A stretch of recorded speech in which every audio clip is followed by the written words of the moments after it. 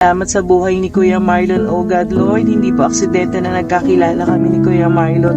Panginoon, walang aksidente sa iyo, Lord. Kalooban mo po na makilala ka niya ng malapit na malapit, Lord God. Magpakilala ka kay Kuya Marlon at sa buong sambahayan niya, Panginoon. Lord, hindi pa nahuhuli ang lahat hanggat po kami ay may buhay, may hininga.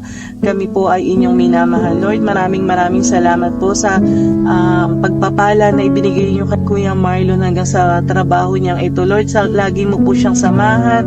O God, yung mga isipin niya, alalahanin niya, Panginoon, Lord.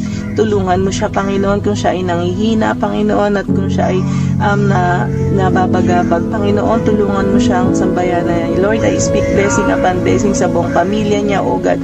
Lord, salvation over his family, O God. Patuloy mo siyang ingatan, Panginoon. Ilayo mo siya sa lahat ng gawa ng masama, Panginoon. No weapon shall be prosper against him, against her, against his family, O God. Lord,